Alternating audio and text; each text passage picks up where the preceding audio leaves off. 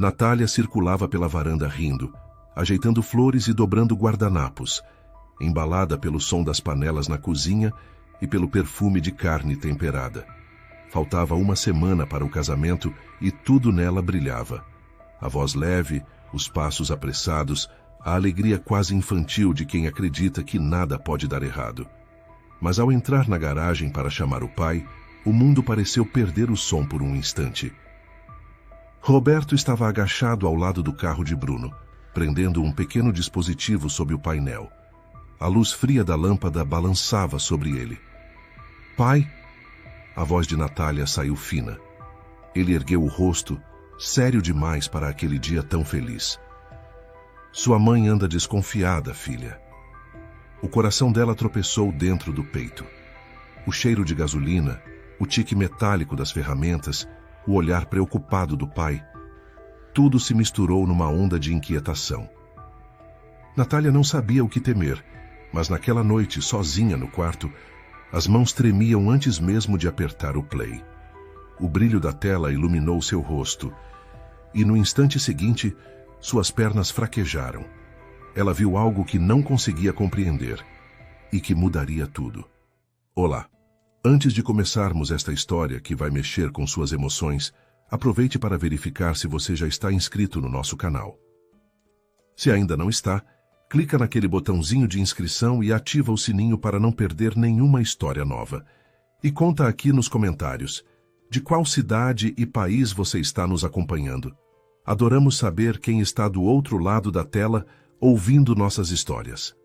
Agora prepare-se, porque o que você vai ouvir envolve amor, desconfiança, segredos guardados por anos e uma reviravolta que ninguém esperava. Vamos lá! Os preparativos finais para o casamento de Bruno e Natália estavam a todo vapor. O casamento solene não era questão trivial, e então os noivos decidiram seguir o caminho tradicional ainda mais elaborado. Planejavam se casar no civil e no religioso, com todos os procedimentos agendados para o mesmo dia. Só precisavam garantir que tudo saísse perfeito. Os pais de Natália já estavam agitados, e ainda restavam perguntas sem resposta. Por isso, exatamente 7 dias antes do dia X, decidiram reunir todos na chácara da geração mais velha para discutir tudo novamente. Helena, mãe de Natália, observava o futuro genro. Às vezes, ainda com certa desconfiança, pensava: esse Bruno é completo, simplório, sem manias e sempre se dá tão bem com Natália. Mas por que meu coração dói tanto, como se houvesse alguma falha oculta nele que não consigo enxergar? Talvez devesse falar com Roberto sobre minhas dúvidas. Talvez ele tenha uma ideia inteligente. Roberto e Helena estavam casados há quase 30 anos e ainda se adoravam profundamente. Era uma vez. Construíram sua riqueza centavo por centavo. É engraçado dizer isso, mas a própria Helena construiu seu negócio de fazer trabalhos acadêmicos para alunos de ensino à distância. Ela mesma havia conseguido se formar em gastronomia, acabara de voltar da licença maternidade e não sabia onde encontrar um emprego que fosse fácil e bastante lucrativo. As curvas sinistras giravam lá fora pela janela. Os selvagens anos 90, como eram chamados na época. Desemprego por toda parte, ex-professores e engenheiros vendendo todo tipo de quinquilharia nos mercados para sobreviver. E ela, Helena, considerava-se com sorte.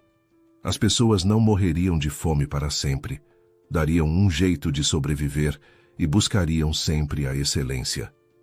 O Instituto de Ensino à Distância na área de alimentos sobreviveu e até se saiu muito bem. A Universidade da capital formava profissionais em tecnologia alimentar e também chefes de alta classe. Todos os alunos trabalhavam em algum lugar perto dos produtos que estudavam, e para os trabalhos acadêmicos que Helena desenvolvia, alguns tinham acesso e estavam dispostos a pagar com produtos, enquanto outros tinham as geladeiras vazias, sem encontrar nada comestível. Helena tinha as sacolas cheias de trabalho que arrastava para casa. Os professores não davam muita atenção às repetições em trabalhos acadêmicos e relatórios. Pelo amor de Deus, o que de novo se pode inventar na produção de linguiça e panificação? Essas tarefas eram semelhantes entre si, como irmãos gêmeos. Por isso, Helena se sentia absolutamente tranquila.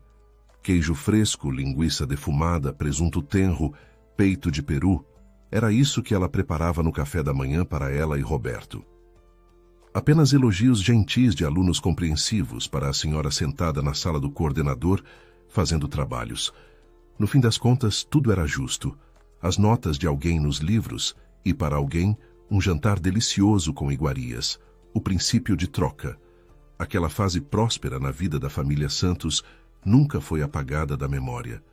Ambos sempre se lembravam com um sorriso. Helena conseguiu ajudar muito o marido no início de sua carreira nos negócios. Enquanto ela recebia ofertas de comida e envelopes com dinheiro, Roberto estava lançando as bases para o futuro bem-estar material. Agora, Roberto tinha uma empresa conceituada no ramo de transporte ferroviário de contêineres. A renda estável permitia que garantissem uma retaguarda segura, sem hipotecas ou empréstimos relacionados à habitação, um apartamento no centro da cidade, uma chácara em condomínio fechado com um grande terreno. Carros de luxo definhavam na garagem perto da casa. Ambos adoravam dirigir e aproveitar os benefícios do negócio sem ter que lidar com motoristas contratados. Já haviam se esforçado bastante com os presentes para o casamento da filha. Deram a ela um apartamento tipo estúdio em um novo condomínio com toda a infraestrutura necessária. Desde garagem subterrânea até playground e piscina. Um presente caro para o futuro genro na forma de um carro importado da moda. Que Bruno não pensasse que economizaram em nada para a felicidade da filha. Helena e Roberto tinham outra carta na manga. Uma turnê pelo litoral do Mediterrâneo. Que os recém-casados tivessem uma lua de mel inesquecível. Bruno vinha de uma família modesta e simples. Era improvável que seus pais lhe dessem algo maior que um envelope com dinheiro. E mesmo esse provavelmente seria fino. Helena e Roberto não eram, de fato, esnobes ou mimados que, tendo enriquecido, se esqueceram de onde tudo começou. Sua principal preocupação era a felicidade de sua única filha, Natália. Bruno era bom para ela. Eles se amavam e daí? Mas e as deficiências materiais do futuro genro? Eram algo contornável, algo amigável. Se tivessem certeza de que Bruno seria devotado e fiel à filha, ignorariam todo o resto. Por enquanto, Bruno trabalhava como personal trainer no clube esportivo. Mas talvez mudasse de profissão, experimentasse trabalhar na empresa do sogro, especialmente tendo um diploma. Bruno ainda possuía um diploma de ensino superior que estava acumulando poeira na gaveta de sua escrivaninha. Natália sempre se lembrava com carinho do primeiro dia em que conheceu Bruno. Todas as garotas adoram quando um verdadeiro herói as salva de algo desagradável. Foi exatamente isso que aconteceu. Natália sempre adorou se vestir como uma princesa para passear, e preferia este estilo em particular, um vestido romântico ou vestido de verão com babados, cabelo volumoso preso com grampos luxuosos, criando uma aparência que lembrava um penteado aristocrático feminino tradicional. Às vezes, usava até um chapéu elegante. Nos pés, sandálias ou sapatos de salto plataforma altíssimos. Não, ela definitivamente não era uma garota antiquada que rejeitava calças jeans rasgadas nos joelhos e moletom grosso e folgado. Ela podia sair de casa com qualquer roupa. Tudo dependia do que tinha em mente naquele momento. E, claro, do objetivo da incursão pelo mundo. No trabalho, Natália só podia ser encontrada com uniforme no espírito dos clássicos rigorosos do escritório. Buscar um lugar para si, ao sol no mercado de trabalho, Natália não entrou logo para a empresa do pai. Por quê? Profissionais de marketing e publicidade são úteis em qualquer lugar. Era preciso, de alguma forma, promover ainda mais a empresa familiar. Para isso, tanto um site oficial brilhante seria útil, assim como slogans cativantes em outdoors pela cidade não seriam supérfluos. Natália desempenhava suas funções perfeitamente.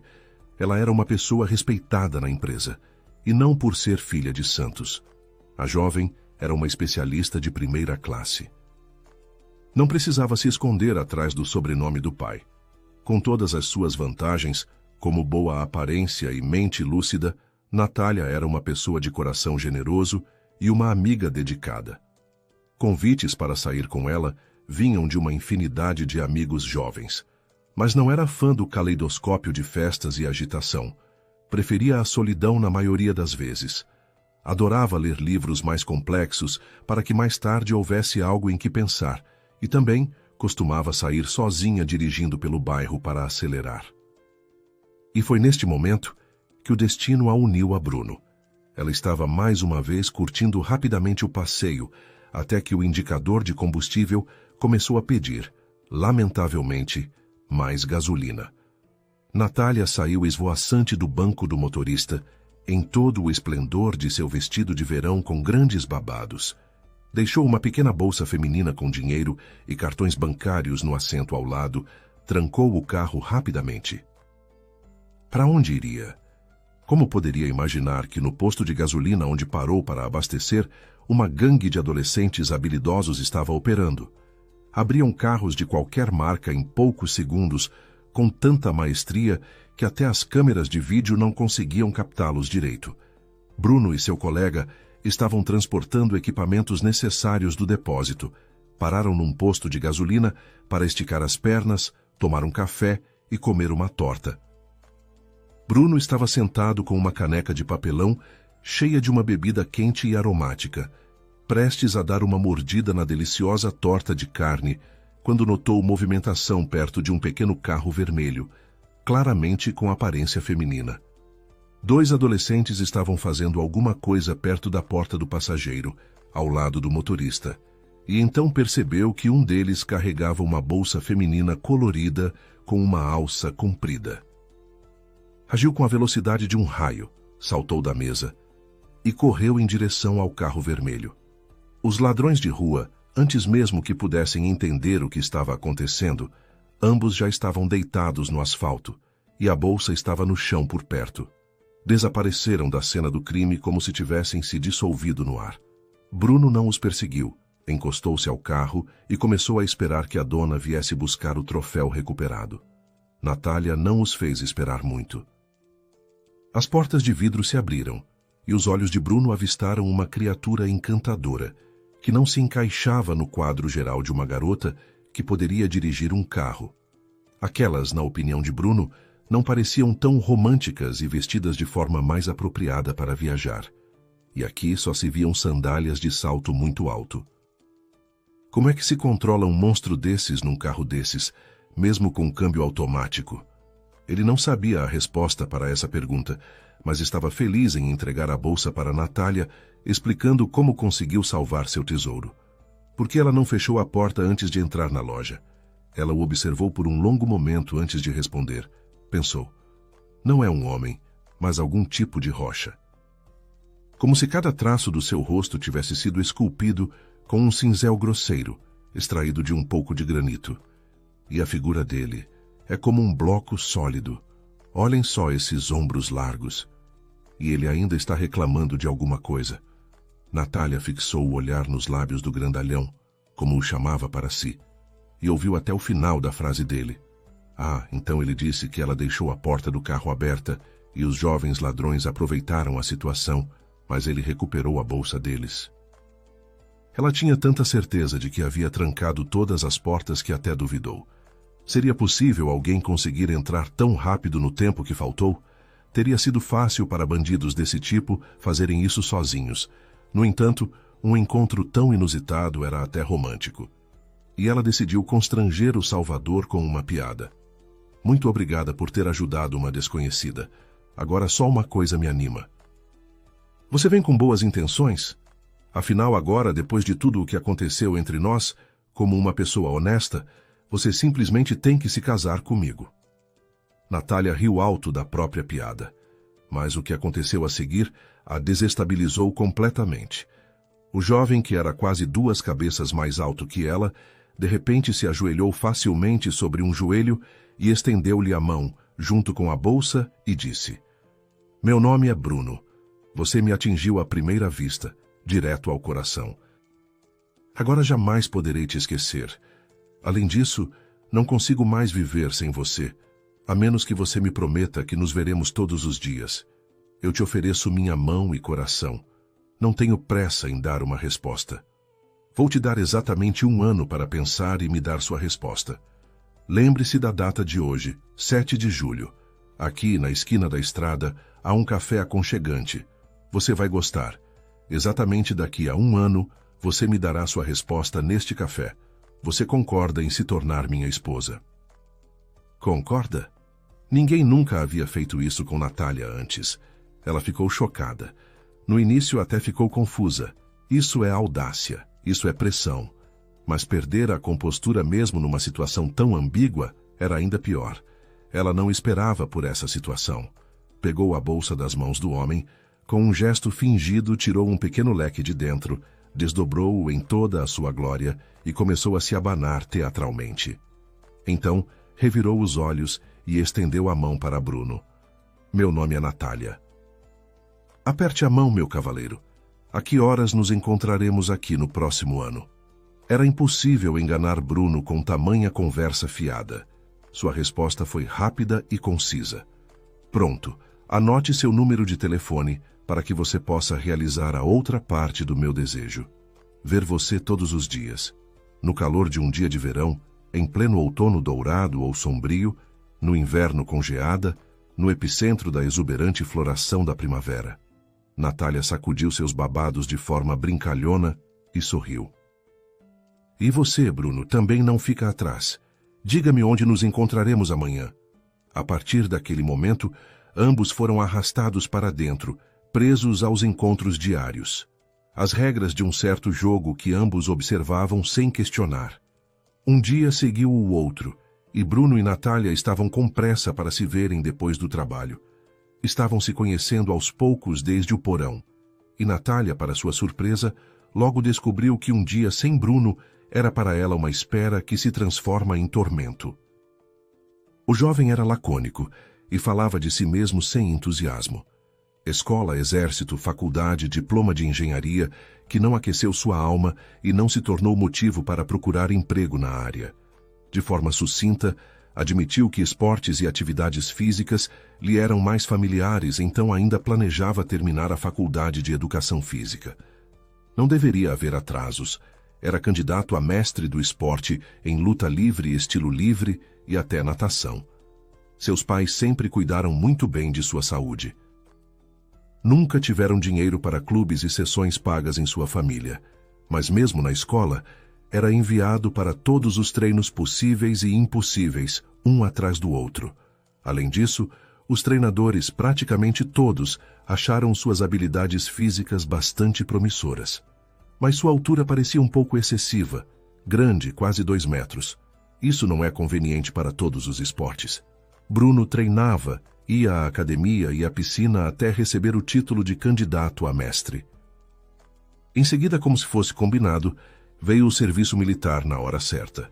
Após a conclusão, foi-lhe oferecido insistentemente que permanecesse e continuasse a trabalhar sob contrato, mas ele estava com pressa para chegar em casa, onde negócios o aguardavam.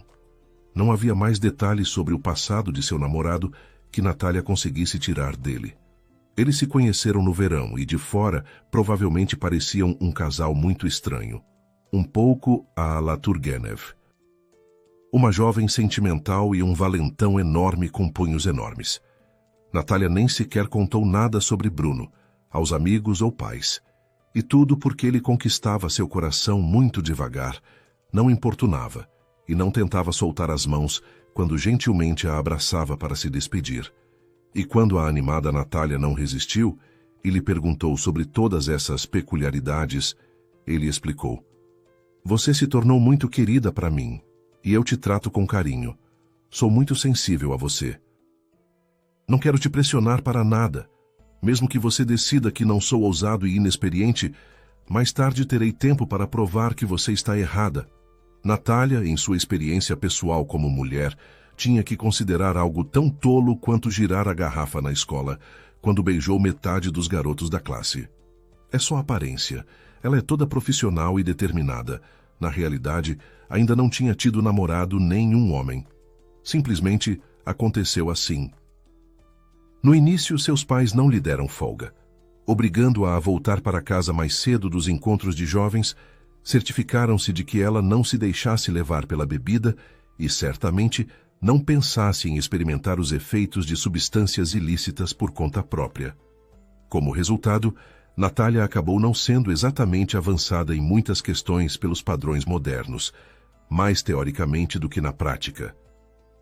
Simplesmente não se metia de cabeça em nada com ninguém, se percebesse que a situação era precária, e desapareceu. Isso aconteceu um dia durante um piquenique com amigos nos arredores da cidade. O anfitrião da festa anunciou: "Pessoal, vamos nos divertir muito."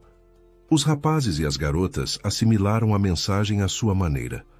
Rapidamente todos ficaram bêbados com champanhe, dividiram-se em pares e se dispersaram para quartos separados. Natália também arranjou um cavalheiro. Poderia até dizer que ele era muito simpático. Mas quando se viu sozinha com ele com a porta fechada, a ideia de que era hora de tentar não lhe passou pela cabeça. Disse que estava com sede e precisava ir buscar algo para beber. Nunca mais voltou para o quarto. Dormiu até o amanhecer no banco de trás do carro. De manhã, aquele rapaz torceu o dedo na têmpora de forma ostensiva, insinuando que ela não era deste mundo. Presa a conceitos da idade da pedra. Recebeu apenas um pouco de diversão sem obrigações. Ninguém buscou seriamente sua atenção. Esse incidente insignificante ensinou Natália a ser ainda mais seletiva. Passou a ir aos encontros da galera com menos frequência, no máximo para despedidas de solteira específicas. Chegou ao ponto de até Helena começar a provocá-la. "Filha, você com todo esse trabalho e amor pela leitura, não se deu ao luxo de uma vida social? Nem pense nisso. Você não pode mais ir às festas de família comigo e com seu pai, e lá você conhece muitos noivos promissores do nosso círculo. Por favor, não se esqueça de que eu e seu pai ainda queremos ter tempo para cuidar dos nossos netos." Natália cortava imediatamente pela raiz qualquer conversa desse tipo com os pais.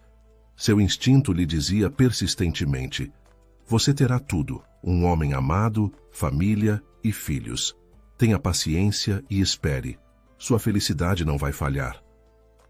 Natália acreditava em si mesma, e quando conheceu Bruno, quase imediatamente percebeu: é isso, essa sensação muito real que acontece entre um homem e uma mulher.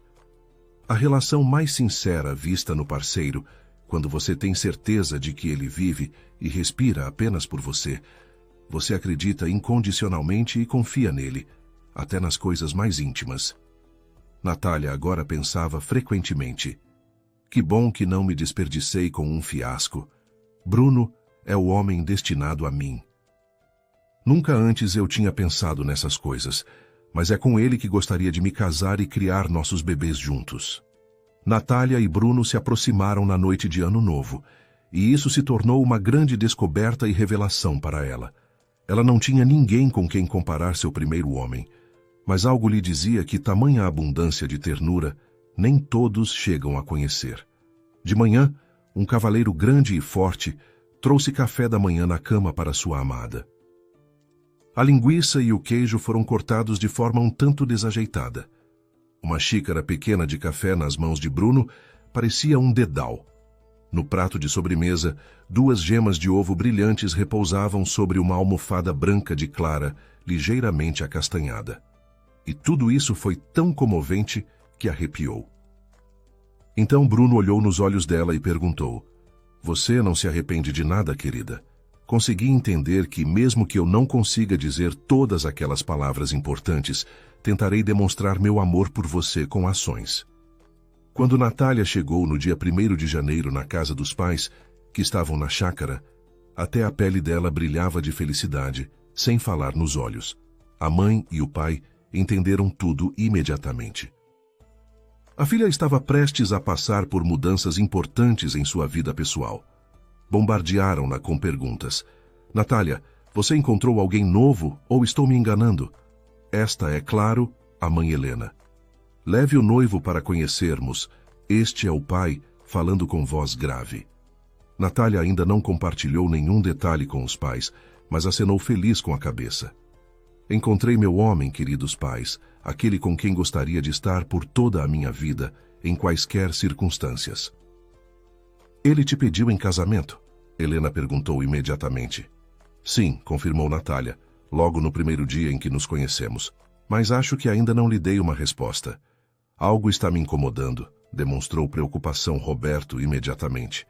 Ele vem pelo menos de uma família decente? Natália interrompeu o fluxo de perguntas com apenas um gesto decisivo e as palavras: basta, sua família é a mais comum, mas com uma alma e um coração extraordinários. No Natal trarei ele aqui para vocês se conhecerem melhor. E não importa a impressão que Bruno cause em vocês, saibam de uma coisa: isso não vai mudar nada no nosso relacionamento. Eu já fiz a minha escolha. O primeiro encontro com seus futuros sogros se transformou em um verdadeiro calvário para Bruno. Até mesmo o fato de que Natália sussurrava algo encorajador em seu ouvido não ajudava muito. Seus pais eram extremamente reservados. E então Rex, amigo de todos, apareceu na varanda onde estavam sentados jantando. Rex era o favorito da família, um enorme São Bernardo que havia vivido ao lado de Natália e seus pais por anos.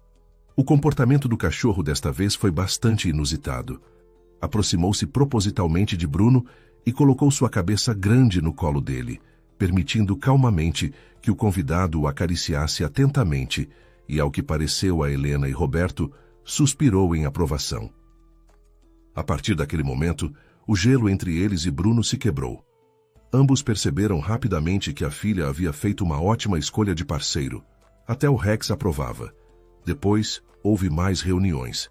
Agora, a geração mais velha permitia que Natália fosse aos encontros, mesmo em viagens de alguns dias, sem dúvidas. E enquanto a filha estava fora, Helena continuava raciocinando. Como homem, esse Bruno é realmente atraente. Aqui, eu entendo Natália como mulher. Ela é completamente pequena, parece a polegarzinha. Com ele não terá medo em lugar nenhum. E a história do encontro deles é um exemplo disso. Roberto às vezes se pegava pensando que sentia um pouco de ciúme da filha. Percebia que costumava ser o ídolo dela, um exemplo de verdadeiro cavaleiro. Agora as prioridades mudaram, mas como homem era razoável. Compreendia que ele e Helena não conseguiriam manter a filha perto deles pelo resto de suas vidas. Parecia que chegara a hora de entregá-la a outras mãos confiáveis.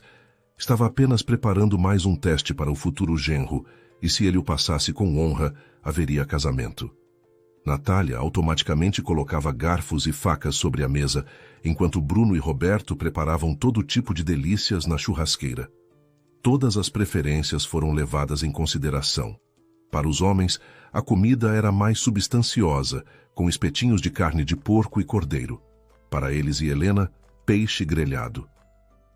Para todos juntos, cogumelos, batatas, legumes, um banquete sem motivo aparente. Antes do grande e luxuoso casamento, todos estavam um pouco nervosos, e cada um se preocupava à sua maneira. Então Helena ainda estava pensando nos convidados. Será que não se esqueceram de convidar alguém? Se deixaram de incluir alguma pessoa importante na lista? Os pensamentos da noiva eram diferentes. Ela certamente não tinha medo de estar fazendo a escolha errada. Outra coisa a incomodava. Bruno era do tipo silencioso. Ela já estava acostumada com isso. Mas parecia-lhe que nos últimos dias algum tipo de tristeza o estava incomodando. Ele negava ao responder às perguntas dela, mas ela sentia com toda a sua intuição que ele não estava como de costume. Será que aquilo também o tinha afetado? O eterno medo masculino de alianças de casamento? Ela nunca havia duvidado de que o escolhido dela não era uma pessoa tímida. Mas será que isso se aplica ao casamento? Talvez estivesse se estressando sem motivo. Após enviar Bruno com os espetos para a mesa, Roberto foi à adega buscar vinho, desceu as escadas e desapareceu por um tempo. Os pratos deliciosos na mesa estavam até começando a esfriar. Natália, preocupada, foi até o jardim onde ficava a adega para chamar rapidamente o pai à mesa. Ao grito de chamada, a escuridão permaneceu silenciosa. Mas do outro lado do quintal, na garagem, Parecia haver um lampejo de luz de uma lanterna nas paredes e no teto andando. Natália correu para lá. De tênis, os passos eram silenciosos, e o homem ao lado do carro estava tão absorto em alguma coisa que não viu a jovem. Natália teve tempo para pensar. Nenhum estranho poderia ter entrado no quintal. A cerca era bastante alta em todos os lados, e Rex só era gentil com seu próprio povo. Com estranhos, o alarme soaria tão alto que seria terrível. Tem algo errado com o carro do Bruno, pai? O que ele está fazendo? Os carros dele e da mãe estão estacionados mais longe, não bem na entrada. Natália fica na ponta dos pés. A curiosidade a domina. Uma enxurrada de palpites passa pela sua cabeça. Meu pai está planejando outra surpresa para o casamento. Por isso nos convidaram para um churrasco hoje. O que ele está fazendo lá de tão misterioso? A realidade foi como um balde de água gelada. Natália flagra o pai em flagrante, e não com outro presente nas mãos. Ele tem uma câmera portátil em miniatura nas mãos. Ela conhece bem esse modelo por causa do trabalho. Usaram esse equipamento nos lugares mais inesperados para filmagens secretas na agência. Não pode haver erro. Ela ri alto, mas é um riso nervoso. Pai, o que você está fazendo? Como você pode? Você não acredita na sua filha, no futuro marido dela? O que você quer filmar às escondidas? Você parece um guerrilheiro atrás das linhas inimigas, sinceramente. Roberto se vira lentamente para a filha e explica. Sua mãe tem algo inquietando sua alma, minha querida. Tudo parece estar perfeitamente claro e tranquilo entre você e seu noivo, mas ela não está com bons pressentimentos, e nós confiamos plenamente na nossa filha. Você não pode fazer nada disso. Não há dúvidas, afinal você ainda é jovem. Ficarei feliz se o filme que essa pequena câmera fizer for inocente e inofensivo. Mesmo assim, ouça seu pai, pois ele tem mais experiência. Vamos deixá-la funcionando. Afinal, se Bruno não esconde nada no peito, então ele não tem nada a temer. Mais tarde, riremos juntos dessas minhas manipulações. Natália estava prestes a lutar por seu amado novamente, mas então, diante de seus olhos, surgiu a imagem daquela manhã e o olhar confuso e distraído de Bruno. Ele hesitou em responder o que deveria tomar no café da manhã, chá ou café. Após alguns segundos, rapidamente se juntou ao diálogo com ela, mas um segundo antes disso, estava claramente em algum lugar distante, em um planeta alienígena. Então Natália descobrirá que segredos assim deixam o noivo triste antes do casamento. Deixe o tempo explicar e mostrar. Natália deu um passo à frente e declarou de forma decisiva sua única condição. Pai, o Bruno não pode saber nada sobre essa câmera. Não quero começar minha vida com ele com um ato de desconfiança que ele não merece. Voltaram para a mesa. Um pouco sombrios inicialmente, mas sentindo o aroma de carne frita, ervas e vegetais, finalmente descongelaram. A conversa durante a deliciosa refeição logo tomou o rumo certo. Discutiram os últimos detalhes e pequenos pormenores antes de um dia tão especial. Finalmente, Helena esclareceu mais uma vez se os pais de Bruno chegariam alguns dias antes. Já haviam combinado isso de antemão. Ele confirmou sua intenção de ajudar no que fosse preciso, e foi só nisso que se separaram. O tempo começou a contagem regressiva para o casamento, e assim os dias foram passando. 2 dias antes do casamento, Bruno avisou Natália na noite anterior que tinha assuntos de trabalho na região, que ficaria fora o dia todo. Só voltaria à noite. A noiva tinha salão de beleza, manicure, pedicure e procedimentos estéticos revigorantes na agenda. Certamente seu noivo não ficaria atrapalhando com as mãos e os pés, e então ele saiu.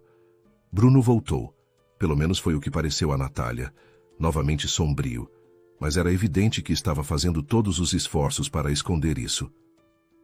Jantaram em silêncio.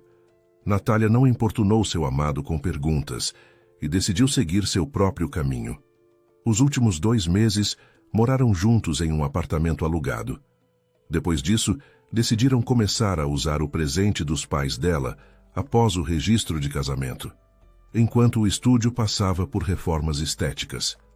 O carro que o futuro genro recebeu como presente, antecipadamente, ficava estacionado no pátio, debaixo das janelas. Quando Bruno adormeceu, ela foi até o dispositivo de filmagem naquela mesma noite e examinou tudo o que estava gravado nele. A imagem no filme era impossível, incompreensível para o homem que em 2 dias planejava ir ao cartório. Inicialmente, Bruno dirigiu pela rodovia por um bom tempo. Depois virou para uma certa vila, parou apenas uma vez e entrou em um mini-mercado, de onde saiu com 2 sacolas pesadas.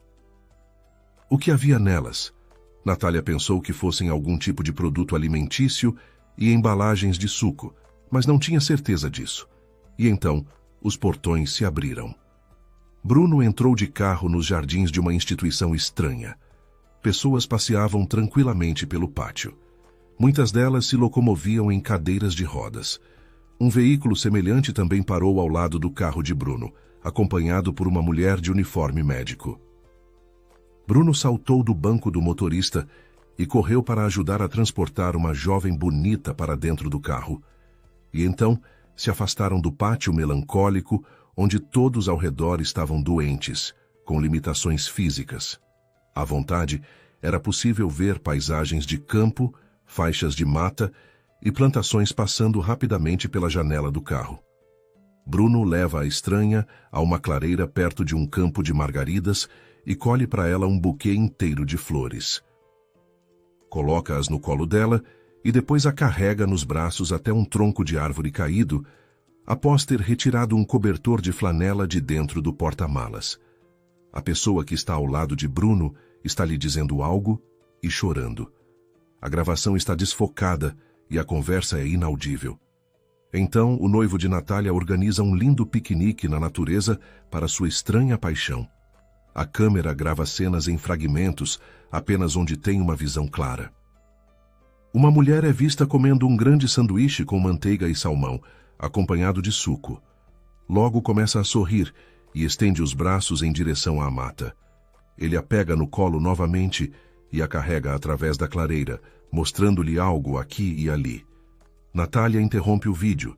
Não consegue descobrir quem é essa pessoa especial. Por que Bruno está fazendo tanto alarde por ela? Por que ela, Natália, não sabe nada sobre essa mulher? Acontece que Bruno tem seu próprio relacionamento à parte, uma vida na qual não há lugar para sua futura esposa. Por que então decidiu não só ir ao cartório, mas também casar com ela? Isso é injusto. As lágrimas de Natália escorrem pelo rosto, movidas pelo ressentimento. Mas ela reúne coragem e assiste à gravação até o final. A descoberta máxima é uma conversa entre Bruno e a mulher, já no carro. Natália o ouve muito claramente, cada palavra, cada letra. Bruno, eu não sei como continuar vivendo. Estou contigo, minha querida Olivia. Vamos criar nosso pequeno. Vamos superar isso. Natália sente como se um abismo tivesse se aberto diante dela. O que é isso? Por que o mundo é assim tão cruel? Ela não merecia nenhuma traição ou infidelidade. Invadiu o apartamento onde o noivo dormia tranquilamente, como uma fúria. Bruno acordou atônito. Natália atirou a câmera com o gravador bem na cara dele, gritando: "Como você pôde fazer isso comigo? E eu ainda não acreditava nas dúvidas da minha mãe sobre você." Ela continuava dizendo que havia algo escondido, um fundo duplo inacessível. E o que acabou sendo na realidade? Você tem outra mulher, aquela com quem estava ao mesmo tempo que eu, e vocês terão um filho juntos. Não haverá casamento. Vá embora. Os olhos de Bruno ficaram gélidos. Ele não explicou nada, não deu desculpas e permaneceu em silêncio. Levantou-se e começou a juntar suas coisas de forma imparcial, quase calma. O comportamento dele convenceu Natália de que estava certa. Tinha se enganado sobre a pessoa amada. O escolhido era suspeito. Ele não era quem dizia ser. Enganara cruelmente sua confiança. Eles não tinham mais futuro juntos. Natália repetia esses argumentos para si mesma. Estava com medo, estava sofrendo. Por que Bruno permanecia tão teimosamente em silêncio? Ele não interrompia o fluxo da raiva dela. Não tentava acalmá-la e não queria explicar nada.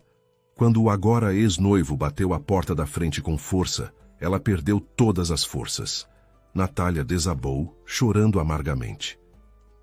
Teria sido melhor se o pai não tivesse instalado uma câmera escondida no carro de Bruno? Ou seria melhor ficar sabendo de tudo antes mesmo de ter tempo de assinar os papéis no cartório e, ainda por cima, subir ao altar? Meia hora depois, a ex-noiva se acalmou um pouco e ligou para os pais para contar que o casamento estava cancelado. Helena e Roberto receberam a notícia com compreensão. O pai apenas perguntou: será que minhas investidas com a câmera abriram seus olhos? Acontece, filha. Agora não vou te perguntar nada. Mamãe e eu aceitaremos qualquer decisão que você tomar. Afinal, o mais importante para nós é que você seja feliz e esteja em paz. Acredite em mim, Bruno não é o último e nem o único homem na sua vida. Você ainda vai encontrar a sua pessoa e tudo vai dar certo, concluiu Roberto. Algum tempo depois, Olívia estava sentada em sua cadeira de rodas, à sombra de árvores frondosas.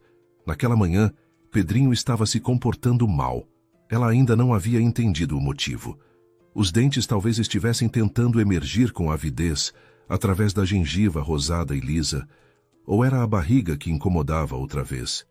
O filho ainda não sabia como falar sobre coisas que lhe causavam desconforto evidente. Que bom que, pelo menos, adormeceu tão rápido lá fora e não estava mais choramingando. Enquanto Bruno foi à loja, a jovem mãe pôde mexer tranquilamente no celular.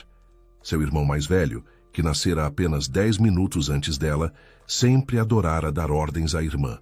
Foi ele que, há 1 ano e meio, invadiu a clínica de longa permanência para pessoas com deficiência, aproveitando as circunstâncias, agarrou suas coisas num ímpeto e a levou para outro lugar. Ir para a casa dos pais seria uma ideia perdida. Eles tinham entregado a menina a um orfanato há muito tempo, considerando sua doença um peso para a família. Um daqueles casos em que se descobre que um dos gêmeos tem um defeito congênito, uma doença autoimune incurável. Então, por que criar um filho com essa condição e investir nele? Nosso estado é compassivo, ele se educará sozinho. Geraldo e Sônia. Sônia e Geraldo.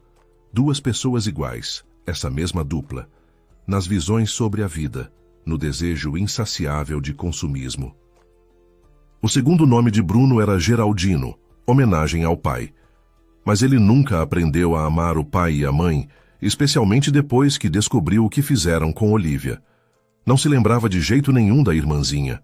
Ela foi tirada de casa quando ambos tinham 2 anos e meio, algo bastante comum, artrite reumatoide juvenil. O sistema imunológico de Olívia não queria ajudá-la de jeito nenhum. Pelo contrário, lembrava uma besta cruel que ataca e destrói o tecido corporal, especialmente as articulações, sem piedade. Geraldo e Sônia, ao ouvirem tal veredicto, refletiram profundamente sobre o futuro. E então, o que aconteceu? Um exame minucioso de Olívia, que se queixava de dores constantes nas pernas, revelou um número crescente de autoanticorpos. Sônia e Geraldo até aprenderam com o tempo a pronunciar termos especializados sem hesitação. Não eram tolos, propriamente ditos. Pelo contrário, distinguiam-se pelo egocentrismo e infantilismo. Olívia vinha se comportando de maneira peculiar desde os 2 anos de idade. A menina se recusava a andar, fazia caretas de dor, reclamava com os pais se a tocassem. Não tinha o menor interesse em brincadeiras ou em fazer birra como seus coleguinhas. Começou a chorar ao ver pessoas de jaleco branco depois de ser internada de ambulância, novamente com muita dor. Depois de visitar a filha e não querer ficar muito tempo no hospital, já em casa, Sônia olhou para Bruno, confortavelmente dormindo em um berço enorme para 2 bebês, e pensou raciocinando: e quem se atreverá a me julgar se eu recusar Olívia? Isso precisa ser feito de forma decisiva, definitiva e irrevogável, e minha consciência não me incomoda nem um pouco. Chego em casa cansada depois do meu turno na padaria. Após o calor intenso da fornalha e da oficina de prensagem, Geraldo também tem o direito de descansar e se recompor do fervor no trabalho, relaxar. É bom que a gestão de ambas as unidades de produção tenha sido tão eficiente e nos ajudado. Encaminharam nossa filha à clínica por conta própria e ficaram de olho na situação para garantir que o bebê recebesse atenção. Mas depois, o veredicto médico foi muito severo. Olivia não respondia a nenhum medicamento, nem melhorava. Só iria piorar. A saúde de Olivia estava comprometida desde cedo. Ela quase não sentia fome.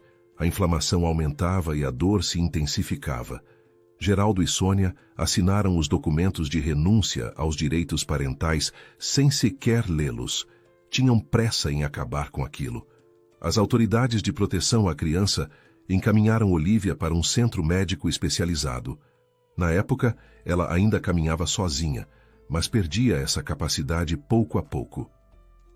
Geraldo e Sônia visitaram a filha abandonada apenas uma única vez, como se quisessem aliviar a própria consciência. Satisfeitos com o atendimento que viram, concluíram que tinham feito a única escolha certa. Colegas de trabalho e conhecidos até comentaram a crueldade deles nos primeiros dias. Mas o tempo abafou o escândalo. Depois das fofocas iniciais, ninguém mais tocou no assunto. E assim, Geraldo e Sônia passaram a dedicar-se apenas à criação de Bruno. O menino, ao contrário da irmã, cresceu saudável. Anos se passaram e Bruno guardava apenas memórias vagas, quase inexistentes, de uma irmãzinha. Ele praticou esportes, foi bom aluno e não se esquivou do serviço militar. Seguiria com uma vida estável se, de repente, tudo não tivesse mudado. Depois do que fizeram com Olivia, Geraldo e Sônia afogavam a própria culpa no fundo de taças de vinho barato. Não era bebida forte, mas bastava. Depois do expediente, um copo ou dois amenizava a monotonia da vida deles. Bruno detestava esse hábito e se distanciava cada vez mais. Até que certa vez, ao voltar do serviço militar, encontrou uma vizinha do condomínio. Ela o surpreendeu com uma pergunta direta. Bruno, já se passaram mais de 20 anos desde que seus pais mandaram sua irmã Olivia para uma instituição. Será que ela ainda está viva? Ou você simplesmente a esqueceu? Irmã? Bruno achou que a vizinha estava confundindo tudo. Sempre acreditara ser filho único. Nenhuma outra criança crescera na casa. Mas a dúvida ficou. Ele teria que perguntar aos pais. E a oportunidade surgiu logo depois. Naquela noite, Geraldo e Sônia estavam comemorando um prêmio do trabalho. Quando Bruno voltou da academia, eles estavam visivelmente embriagados. Ele foi direto ao assunto. Mãe, como está nossa Olivia? Não tenho notícias dela há muito tempo. Sônia o encarou com os olhos vidrados, tentando entender a pergunta. Filho, já faz quase 20 anos desde que a vimos. Desde que nos livramos dela, nunca mais voltamos lá. E por que você lembra disso agora? O que estava ligado a ela já virou mato há muito tempo. Entre vocês dois escolhemos o saudável. No mundo animal é o mais forte que sobrevive. Foi assim que você ficou no nosso lar. Já faz tanto tempo. Por que lamentá-la? Esse sempre foi o destino dela. A princípio, Bruno achou que tinha ouvido errado. Uma irmã. Uma irmã gêmea. Então era isso. A sensação de vazio que sempre o acompanhou fazia sentido. Ele olhou ao redor. Paredes sem brilho, sem reformas havia anos. Poeira acumulada. Uma casa cansada, igual aos próprios moradores. Sônia e Geraldo não viviam, apenas existiam. Trabalhar, voltar para casa, ligar a TV, beber. Uma rotina sem alma. Bruno percebeu que nunca tivera uma família de verdade.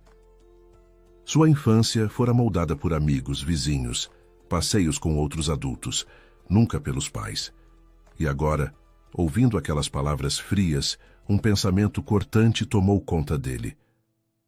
Não quero mais essas pessoas na minha vida. Eles abandonaram minha irmã como quem joga algo fora. São incapazes de amar. Vou encontrar Olivia. Vou ficar ao lado dela. Vou tentar fazer por ela o que ninguém fez. Decidido, exigiu os documentos. Sônia, vencida pela embriaguez e pelo medo do confronto, entregou tudo o que ainda existia sobre Olivia, entre eles, o endereço da última instituição. Ali começava a busca. Encontrar uma pessoa não é como procurar uma agulha no palheiro. às vezes, é pior. Uma semana depois, Bruno já sabia que nunca houve tentativa de adoção. Em 20 anos, Olivia passara por várias instituições. Quando era menor de idade, recebera apoio do Estado. Depois disso, tivera uma sorte inesperada. Uma fundação beneficente, criada por um filantropo cuja esposa também sofria de artrite reumatoide, custeava sua estadia em uma clínica especializada. A história daquele homem comoveu Bruno. O filantropo não abandonara a esposa em nenhum momento. Pelo contrário, lutara por ela e ajudava outros pacientes enfrentando o mesmo sofrimento. Bruno pensou em procurar o empresário apenas para apertar sua mão.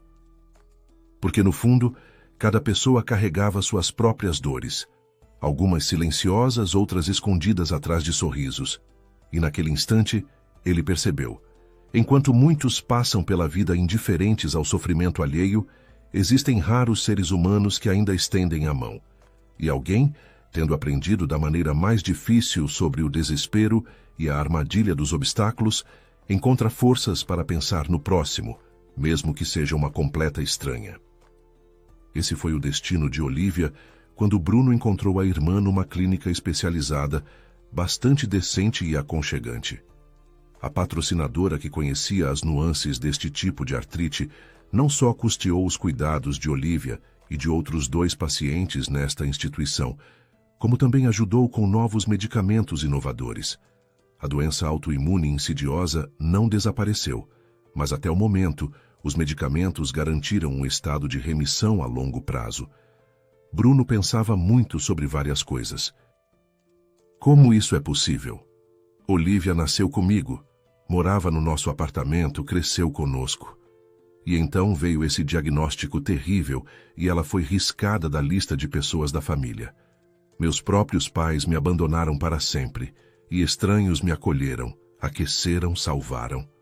Agora farei tudo ao meu alcance para garantir que minha irmãzinha nunca mais volte a se sentir sozinha e indesejada. Teve que arrumar a bagunça. Não havia fotos antigas, nem outras lembranças. Nas almas dos pais, só existia o esquecimento e mais nada. O primeiro encontro deles foi tão tempestuoso, emocionante, cheio de lágrimas. Ambos estavam vivenciando a mesma coisa. 2 metades. Os gêmeos se reencontraram. A irmã acreditou em Bruno desde a primeira palavra. Que ele é o irmão dela, que agora ela não estaria sozinha neste mundo. Olivia sabia muito pouco sobre sua família. Apenas o fato de que seus pais um dia não tinham condições de cuidar dela e a entregaram aos cuidados do Estado. Nenhum ressentimento foi guardado. Tornou-se uma jovem gentil e muito afetuosa, com visões um pouco antiquadas da vida e ao mesmo tempo de aparência bonita. Mais tarde, o encontro com Natália mudou completamente a alma de Bruno. Sua irmã e sua mulher amada eram muito semelhantes em caráter, hábitos e preferências, até mesmo o gosto por roupas parecidas. Ele ia contar tudo para sua noiva, mas os pais dela eram muito exigentes. Não tolerariam o fardo de um genro com responsabilidades extras. Iam querer que toda a sua atenção se voltasse apenas para sua esposa. Bruno não ia fazer o segredo da presença de uma irmã com deficiência em sua vida, e ele não pretendia sobrecarregar Natália com a participação no destino de Olivia. Por isso, se manteve em silêncio até o fim. Quando ele e Natália começaram a namorar todos os dias, ele a tratava como uma flor exótica e estranha. Claro que, por enquanto, não envolvia sua escolhida em assuntos tão amargos de sua família. Quase não via os pais, mas para que isso não despertasse suspeitas desnecessárias, disse a eles que ia se casar e até os convidou para a celebração que se aproximava. Bruno ia contar tudo para Natália mais tarde. Tinha medo de que ela não entendesse, mas não aprovasse seu amor ardente por Olivia. Frequentemente ouvia aquela velha canção que incluía os versos sobre acalmar mágoas. A clínica tinha se tornado quase como um lar para ele. Realmente esperava que Natália entendesse tudo e não o deixaria para sempre. Às vezes as dúvidas arranhavam sua alma, então não queria esperar. Queria que seu amado se abrisse agora, deixasse que o aceitasse com todos os seus problemas e esperanças. Mas algo sempre o impedia. e dizia para si mesmo: ainda não é a hora, posso fazer isso mais tarde. Então Olivia se deparou com um novo problema, embora ele realmente não soubesse se era possível chamar isso de desastre. Olivia se apaixonou por um residente que estava fazendo estágio em suas instalações médicas. Costumava haver muitos rapazes jovens na clínica, mas esse futuro médico era com ela de alguma forma especialmente gentil e atencioso, e um quebra-cabeça começou a se encaixar em sua cabeça. Ele também veio até ela não indiferente. Esse tipo de paixão pelo médico é bastante comum. Mas onde Olivia sabia disso?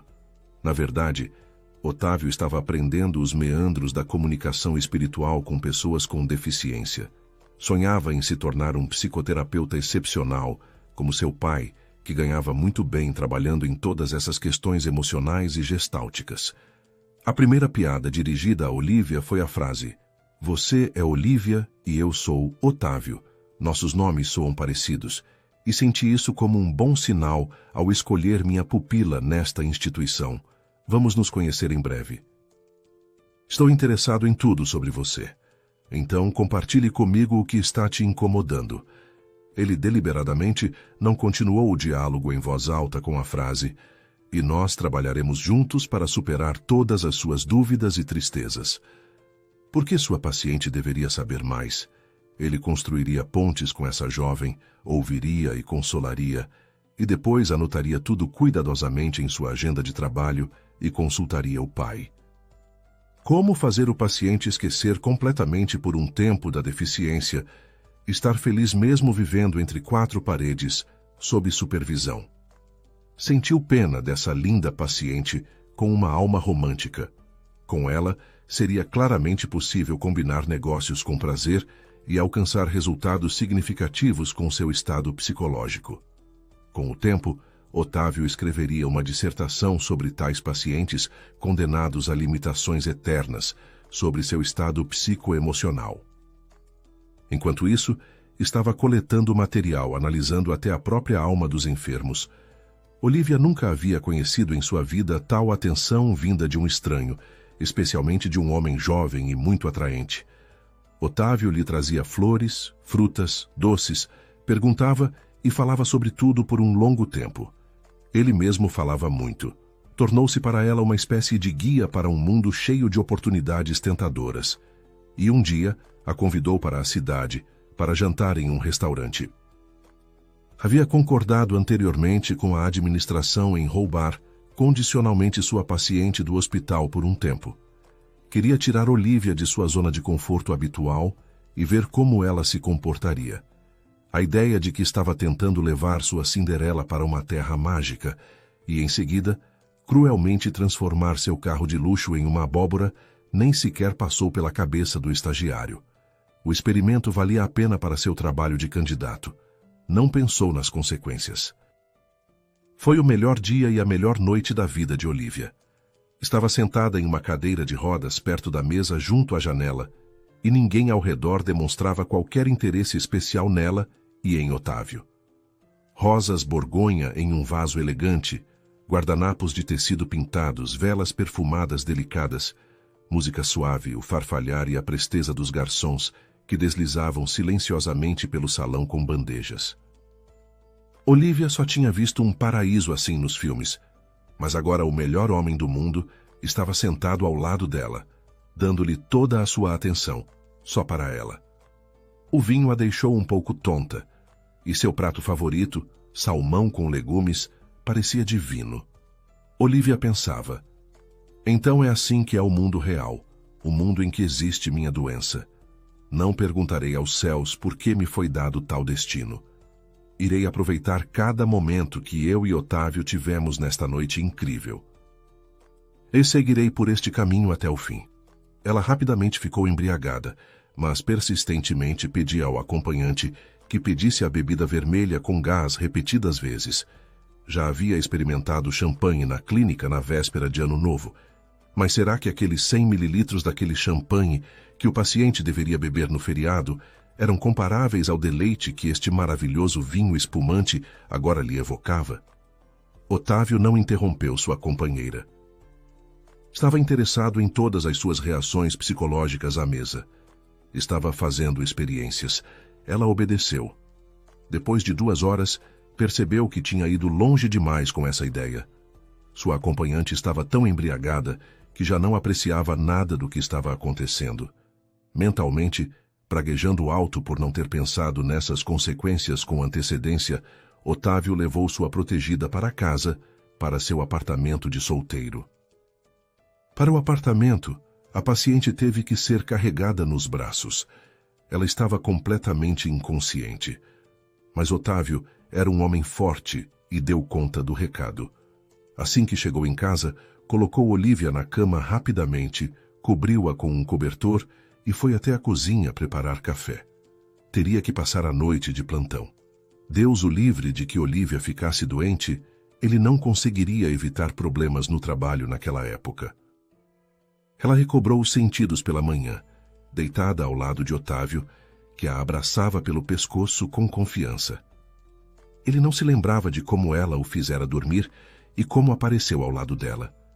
Assim que ele se mexeu, ela imediatamente abriu os olhos e sussurrou: "Otávio, não vá. Eu te amo muito. Por favor, seja meu homem, me faça feliz. Prometo que ninguém jamais saberá disso."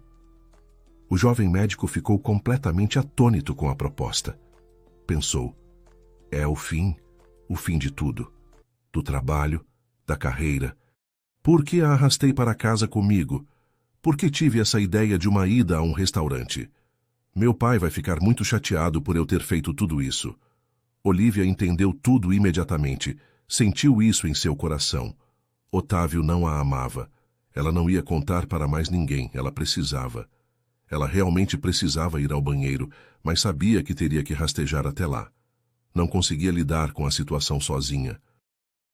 Não sabia onde estava sua cadeira de rodas, e nada se lembrava de como tinha ido parar naquele apartamento. A vontade de ir ao banheiro ficava cada vez mais intensa, e Olívia caiu em prantos. Ela até se envergonhou de admitir ao médico que era a dor disso que estava tão aguda perturbando-a. Insatisfeito consigo mesmo, Otávio finalmente percebeu que algo estava errado com sua hóspede. Correu para descobrir, e ela finalmente lhe contou o motivo de sua histeria. E então a represa da proibição caiu por terra. Otávio rapidamente a pegou nos braços, levou-a ao banheiro e sentou-se ele mesmo bem no chão debaixo da porta. Só agora sentiu toda a profundidade do desespero que a deficiência física representa.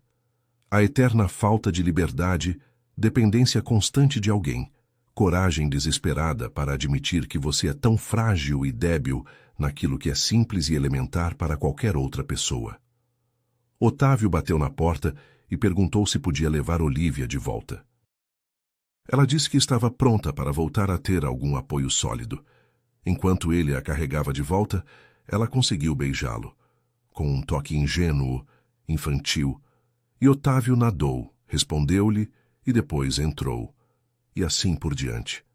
Lembrou-se do pedido dela. Olívia não contou nada ao irmão sobre o que aconteceu. Simplesmente aconteceu. Não havia necessidade de ele saber daquele segredinho feminino. Otávio desapareceu imediatamente do centro médico. Segundo rumores, foi transferido para outro estágio. Depois daquela noite, foram para a clínica em silêncio. Ambos estavam pensando em algo, cada um à sua maneira. Ambos sabiam que era melhor não se lembrarem desse incidente por razões diferentes. Tal ato poderia custar a carreira de Otávio. Olívia não teria permissão para sair pelos portões ou seria privada de benefícios por violações disciplinares. Olívia percebeu que estava grávida, mas não imediatamente. Não era uma pessoa ignorante ou analfabeta, mas nem sequer pensou que um encontro casual pudesse levar tão rapidamente a tais consequências. A médica assistente ficou chocada com a notícia, quase gritando: "Do que você está falando? A gravidez leva a uma deterioração geral da sua condição de saúde de 3 a 5 vezes. Não tenho certeza se você conseguirá levar esta gravidez a termo com sucesso. E a gestação já passou das 12 semanas. O que devo fazer com isto agora? Você ordena, minha querida." Olívia olhou para ela. "Vou dar à luz, aconteça o que acontecer. Vou ligar para o meu irmão agora e juntos decidiremos o que fazer e como viver. Além disso, sou muito grata à clínica pelos anos de estadia confortável que lá passei. Meu irmão vem tentando me convencer a morar com ele há um bom tempo. Parece que chegou a hora. Vou me encontrar com ele em breve e informarei você da minha decisão. A visita de Bruno a Olivia para uma conversa importante foi posteriormente registrada por uma câmera escondida. Bruno recebeu a notícia da chegada iminente do bebê com entusiasmo. Sua irmã já tinha tido tanto nesta vida de solidão. Chegou a hora de compartilhar seus fardos com ela. Bruno visitava a irmã no máximo uma vez a cada 2 semanas. Trabalhava arduamente, substituindo outros treinadores sempre que necessário. Realmente queria comprar um presente diferente para sua esposa e dar a ela uma lua de mel. E os presentes e doces surpresas para a irmã se transformavam em um bom dinheiro. Ele nunca fora um aproveitador. Recusou durante muito tempo o carro importado que Natália queria lhe dar, mas abriu mão da resistência ao ver a alegria nos olhos dela. Estava decidido. Iria se casar, trabalhar e construir uma vida ao lado da noiva. Mas a mensagem de Olivia sobre a gravidez desmontou todos os seus planos, e mesmo assim Bruno não recuou. Assumiu a responsabilidade. Dias após o cancelamento do casamento, buscou Olivia na clínica especializada e alugou um pequeno apartamento nos arredores da cidade. Esteve ao lado da irmã durante o restante da gravidez, carregando-a nos braços nos consultórios, acompanhando cada exame, fazendo os próprios check-ups. Para surpresa dos médicos, a doença autoimune dela permaneceu estável, sem melhora, mas também sem piora, o que já era uma bênção. Os dois discordavam apenas sobre um assunto. Olivia se recusava a revelar quem era o pai do bebê. Cumprira a promessa feita a si mesma, jamais envolver Otávio. Amava-o em silêncio e preferia proteger o próprio coração. Agora, porém, não estava mais sozinha. Tinha Pedrinho e tinha Bruno. Só faltava que o irmão também encontrasse sua felicidade. Foi então que, ao ver a pulseira luxuosa caída atrás do armário, o presente que Bruno nunca entregou a Natália, algo despertou dentro dela. 1 ano e meio havia passado, e Olivia finalmente compreendia que o motivo do rompimento permanecia escondido. O irmão não falava, mas sofria. Determinada, ligou para Otávio sob um pretexto médico. Ele não fazia ideia de que era pai. Ela apenas pediu que a levasse até uma casa em um bairro rural. Talvez, dessa vez, sua coragem ajudasse a consertar 2 vidas. Helena abriu a porta surpresa ao ver uma mulher em cadeira de rodas, imediatamente acolhida pelo cão da família. "Sou Olivia", disse ela, "irmã gêmea do Bruno. Vim esclarecer algo que vocês precisam saber. Aquela mulher no piquenique era eu. Eu estava grávida e Bruno assumiu tudo sozinho." Horas depois, Natália chegou e encontrou a mãe conversando com Olivia. Ficou rígida ao reconhecer o rosto da gravação. Helena tomou a palavra. "Minha filha, cometemos um erro terrível. Julgamos sem saber. Bruno cuidou da irmã, não de uma amante.